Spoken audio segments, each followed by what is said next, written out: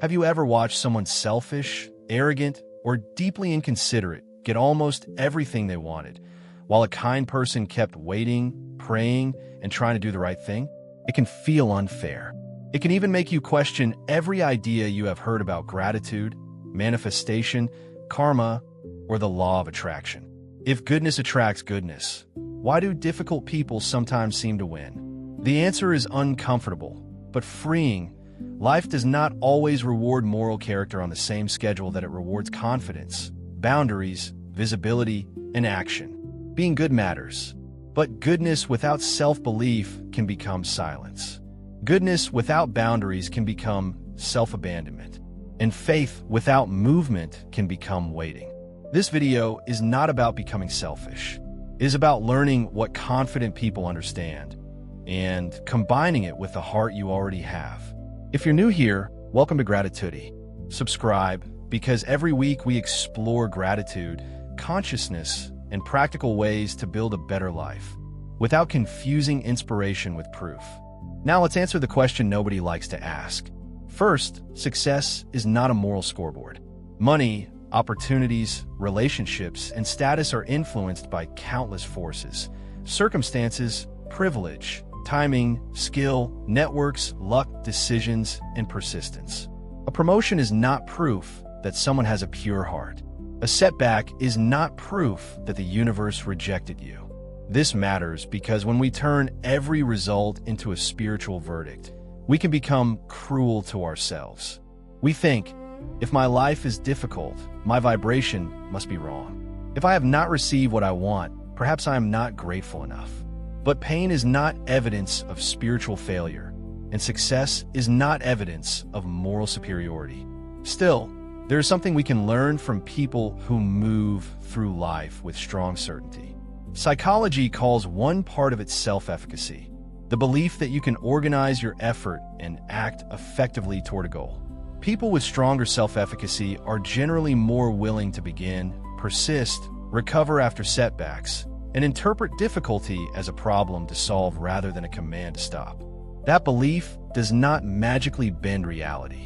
It changes behavior, and behavior changes probability. A person who believes they belong in the room applies for the role, asks for the meeting, names the price, starts the conversation, and tries again after rejection. Someone equally talented may never be seen because doubt convinced them to stay quiet. From the outside, we call the first person lucky. Sometimes they are, but sometimes we are watching the accumulated effect of one inner sentence: why not me? This is where many kind people become trapped. They confuse humility with making themselves small. They give 90% of their time and energy to everyone else, then attempt to build their own life with what remains. They avoid asking because they do not want to be demanding. They tolerate what hurts because they want to be understanding. They wait to be chosen because choosing themselves feels selfish. But there's a profound difference between selfishness and self-respect. Selfishness says, only I matter. Self-respect says, I matter too. Selfishness takes without concern. Self-respect sets boundaries without abandoning compassion. You do not need to copy someone's cruelty to learn from their certainty. Spiritual traditions often describe faith as something alive, not merely an idea held in the mind. In the Christian letter of James, faith without works is described as dead. Other traditions express the principle differently, but the pattern is familiar. Intention must become practice. Inner transformation must enter the way you live. Manifestation language describes this as becoming the person who can receive what you desire. That is a spiritual interpretation, not a laboratory law. But beneath it is a practical truth. Your identity influences what you notice, what you tolerate, what you attempt, and what you repeat. If you believe love must be earned through sacrifice, you may repeatedly accept relationships that drain you. If you believe money makes people corrupt, you may pull away from opportunities that require you to charge fairly. If you believe confident people are arrogant, you may hide your gifts to protect an identity built around being modest.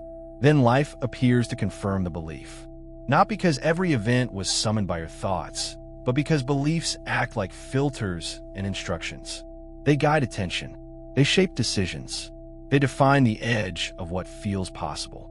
So the real question is not, why did that person receive more than me? Comparison keeps your eyes on their path. The better question is, where am I asking life for more while continuing to accept less? There are 3 places to look. First, worthiness. Write down one thing you genuinely desire: a healthy relationship, meaningful work, financial peace, creative freedom. Then finish this sentence without editing yourself. People like me do not get this because the answer often reveals the rule you have been obeying in secret. Do not fight the belief with an affirmation you cannot feel. Build evidence. Choose one small action that contradicts the old rule. Apply. Ask. Say no. Publish. Save the first dollar. Every completed action becomes a vote for a new identity. Second, self-trust. Replace "will this work" with "can I trust myself to respond to what happens?" You cannot control every result, but you can strengthen your relationship with your own response. This moves your power away from prediction and toward participation. Third, priority. Look at the last 7 days, not your intentions. Where did your time, attention, and money actually go? If everyone receives your best energy and your dream receives the leftovers, kindness has quietly become self-neglect. Protect a small daily appointment with the life you say you want. Even 15 focused minutes. Now bring gratitude into the process. Gratitude is not a request to pretend that your present situation is enough forever. You can appreciate what exists and still choose what must change. In fact, gratitude can give you a steadier place from which to act. Not "I am empty, save me," but "I already have something to build with." Try this tonight. Divide a page into 3 lines. Write what I appreciate, then what I no longer accept, finally, what I will do next. Gratitude, boundary, action, heart, and movement on the same page. Before you go, take this mantra with you. My kindness is not weakness. I honor what I have, I believe I am worthy, and I act on the life I choose. One more time, slowly. My kindness is not weakness.